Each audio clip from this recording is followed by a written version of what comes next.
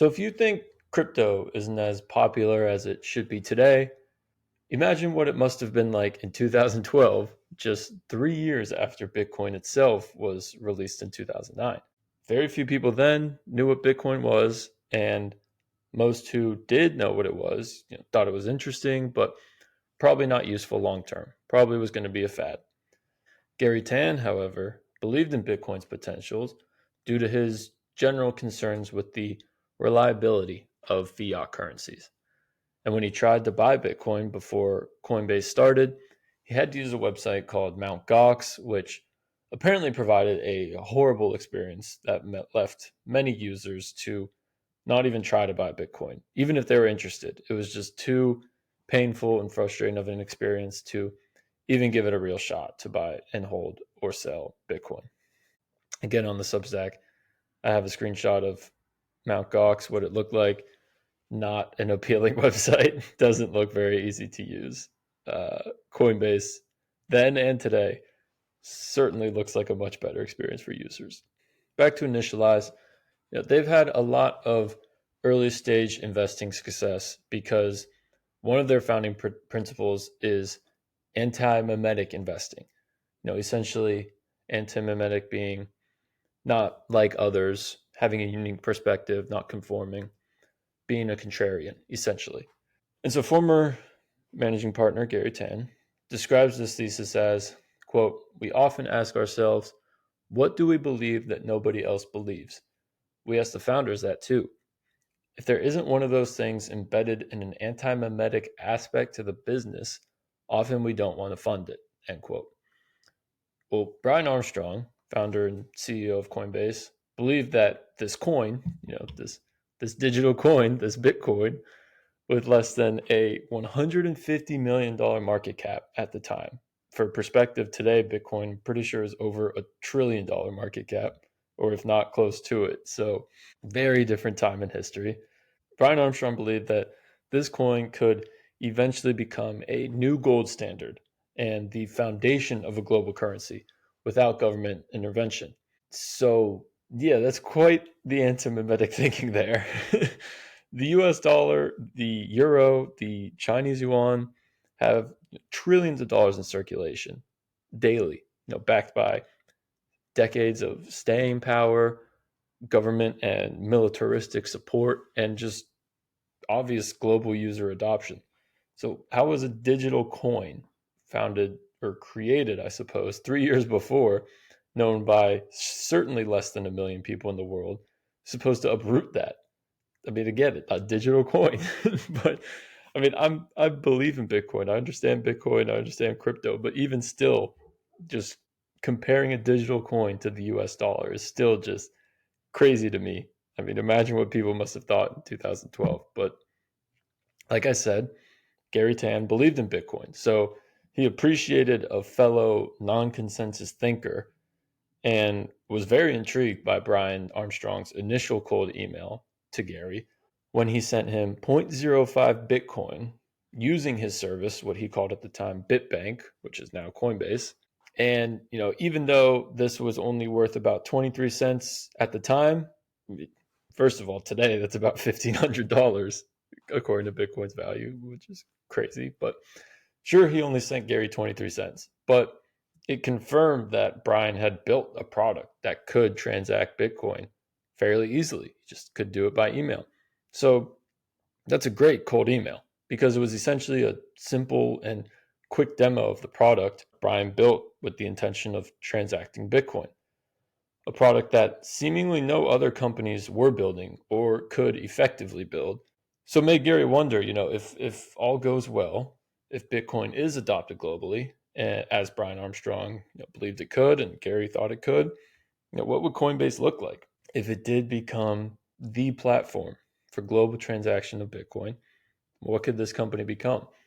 And so we talked about having this optimistic viewpoint of the world when investing in startups previously in this blog, but Initialize has used this principle in every investment they've made. It's a founding principle of the firm. And Gary Tan once said, quote, "The way that we try to approach it is to suspend disbelief. When Brian Armstrong came in and said we're going to upend the global financial system with something that is open and on the blockchain, it's very easy to look at the total ARR of all this cryptocurrency stuff as sub-billion dollars as being very fringe. Look at what the Wall Street Journal is saying. You would just say no on the spot. But if you come at it with a different angle, which is, what if what this person is saying is true? What would happen? One thing I like to ask is, would we choose to live in that world? End quote. So obviously Gary wanted to live in that world and could see the potential cryptocurrency had, if all went well. I mean, global currency transactions are obviously a multi-trillion-dollar market. So there's quite a massive reward potential if Brian Armstrong's thesis approaches reality.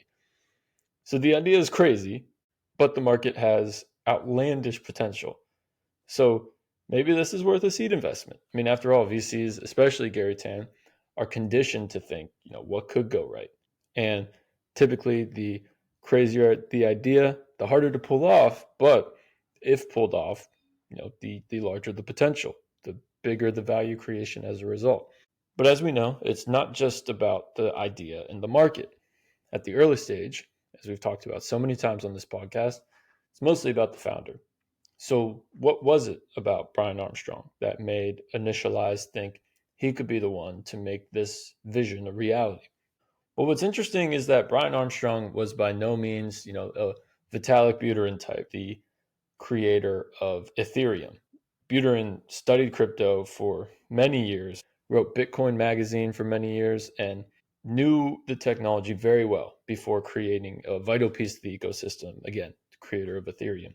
On the other hand, Brian Armstrong actually worked in the anti-fraud department at Airbnb, actually before it was even a $1 billion company. So he was a pretty early employee at Airbnb and likely could have just stayed there and earned a nice sum of money from his stock options had he just stayed at Airbnb. But he was curious enough to explore this Bitcoin transaction service idea further. And so he used his engineering abilities and experience in security to build, an exceptional product, being Coinbase, the MVP of which he built in just a few weeks.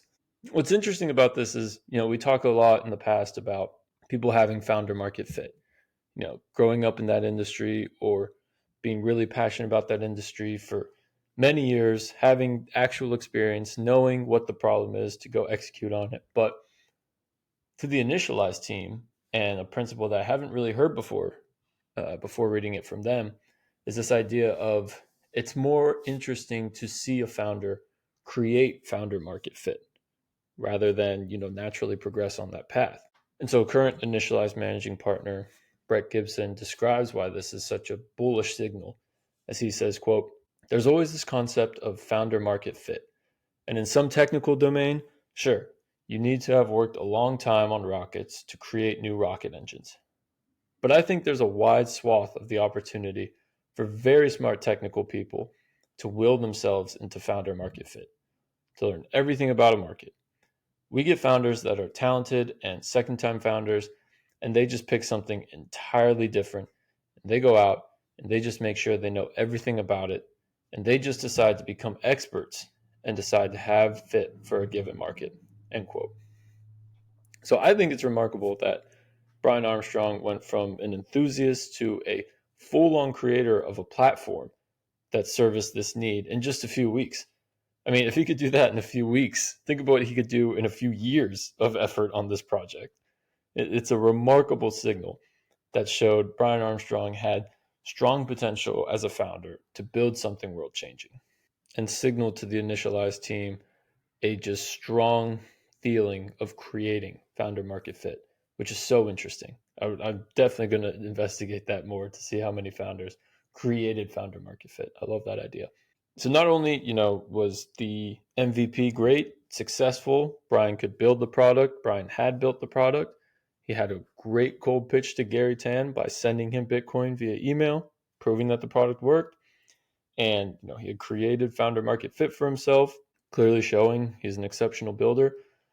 Initialized also received some early proof of product market fit from Coinbase when Coinbase was apparently growing about 20% a day just 5 weeks after launch. 20% a day. Every 4 days they were doubling. I've never heard of a company growing that fast, even at the very small level Coinbase was growing from. I mean, doubling every 4 days. Again, that's insane.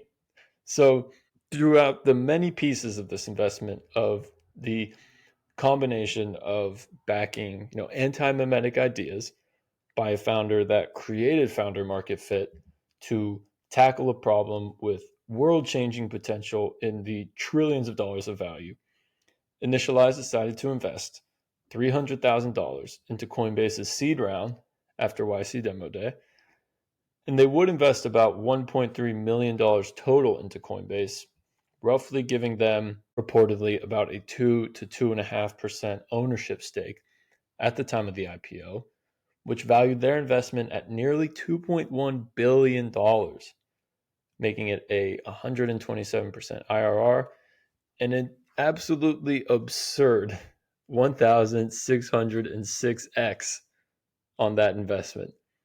I promise we aren't peaking, but those are just absurd ROI multiples that we will likely never cover to such an extreme again. I mean, Initialized early stage investment in Coinbase maybe has the highest multiple of any venture capital investment of all time. I mean, and it just really goes to show that being non-consensus and right has potentially world-changing outcomes, which, again, just confirms the beauty of venture capital, of how much value small sums of invested capital can create.